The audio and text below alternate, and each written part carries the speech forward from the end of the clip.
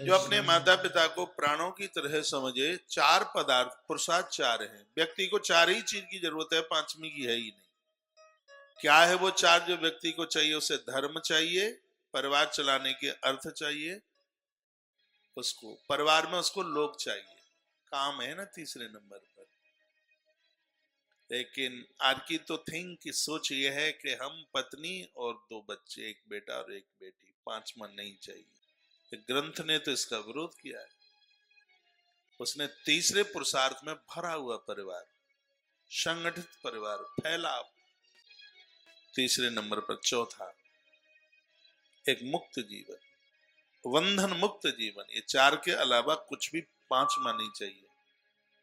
और यह माता पिता की कृपा से, उनके आशीर्वाद से संभव हो जाता है। मैंने पूर्व में भी बोला था कि जिन बहनों को संतान नहीं है, मैंने 2 साल पहले ये बात बोली थी, मुझे ध्यान है, यहीं इसी व्यासपीठ से हरिवंश पुराण की कथा थी। मैंने कहा यदि संतान का जन्म नहीं हो पा रहा है तो एक बार देखिए, आप माँ बाप जी का कुछ अपराध तो नहीं कर बैठे। एक बार उनका आशीर्वाद लीजिए, उनके चरणों में बैठिए, गलती का एहसास कीजिए। ग्रंथ में लिखा है माता पिता का आशीर्वाद होता है, परिवार दिन दुना रात्रि चौगने के रूप में उभरता है। आप उनके संग रहिए या उन्हें अपने संग रखिए, इनका साथ आनंद देता है। कभी एक ऐसा हुआ, पत्नी झगड़ा करती थी कि घर में ये बूढ़ा रहेगा, घर वाली यानी माताजी खत्म हो गई थी, वृद्ध आदमी बेचारा अकेला रह गया। वो बड़ा मुश्किल होता है उस समय, जिस समय पत्नी ना हो या पति ना हो और वो अकेले रह गए हो, घर के लोग बात भी ना करते हो, बच्चे तो अपने ही बच्चों में मस्त हैं, कौन पूछता है उस वृद्धावस्था में। कभी मैंने निवेदन किया, जिनको माँ नहीं है, पिता के पास बैठो, इतनी सेवा करो, तो वह बात भूल जाए कि मैं बच्चों की माँ के बिना अधूरापन का एहसास कर रहा हूं। पिता नहीं है, माँ है, माँ की इतनी सेवा करो, वह इस बात को भूल जाए कि मैं बच्चों के पिता के बिना बहुत दुखित हो गई। ये सभी देवता आपके घर में हो। तो घरवाली ने घर में झगड़ा किया और वो पिता के पास पहुंचा और बोलता है, पिताजी मैं एक आपके लिए बड़ी अच्छी जगह देख के आया हूं, चलो एक बार मैं तुम्हें दिखा के लाऊं। थोड़ा दूर दूर रहेंगे तो पापा थोड़ा प्रेम भी बना रहेगा और मैं आता जाता रहूंगा, आप चिंता ना करें। किसी बूढ़े बाप ने कभी सोचा भी नहीं होगा कि वृद्धावस्था में हम अपने बच्चों के पास नहीं रह पाएंगे, तो वो इतने प्रेम से बच्चों का विवाह कई क्यों करता है।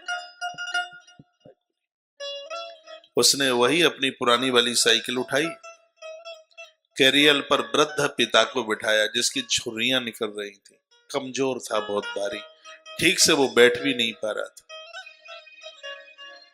ये जवान बेटा वृद्धाश्रम छोड़ने के लिए चला। रास्ते में एक पत्थर की शिला थी, तो बोलता है पापा इसके ऊपर बैठो और मैं तुम्हारे लिए पानी लेके आता हूं। बूढ़ा बाप उस पत्थर की शिला पर बैठ गया, भूख के मारे त्रसित था, चक्कर आया, नीचे गिर गया और उसका बेटा उसको वहीं छोड़ के चला आया और पत्नी को बोला, तेरे मन की खूब हो गई, अब शांति मिलेगी, कोई रोकने टोकने वाला नहीं है। हो सकता था कि वृद्धाश्रम छोड़ के आता तो वहां के लोग पता पुता लगा करके मरता, तब उस समय बुलाया जाता तो और आफत आती। मैं तो ऐसी जगह छोड़ के आया हूं, तो उसके अते पते का कुछ पता ही नहीं लगेगा। घर वाली बड़ी खुश हुई। इनका भी बेटा समय आने पर बड़ा हुआ। वो तो जैसे को तैसा है ना, प्रकृति में देर है अंधेर नहीं है। तो वह बेटा भी अपने उस पिता को बोला जो अपने पिता को छोड़ के आया था रास्ते में। कहता है पापा साइकिल पर बैठो, मैं आपको छोड़ के आता हूं, पिताजी थोड़ा दूर दूर रहेंगे तो प्रेम बना रहेगा। उसने उसे बैठाया और लेके चला। रास्ते में वही पत्थर की शिला मिली। कहा पापा बैठो इस पत्थर की शिला पर, मैं अभी आपके लिए पानी लेकर के आता हूं। तो वह बोलता है, बेटा जब तूने मुझसे ये बात कही थी मैं उसी समय समझ गया था कि वो पत्थर की शिला मुझे रास्ते में जरूर मिलेगी। तेरा दोष नहीं है, दोष मेरा स्वयं का है।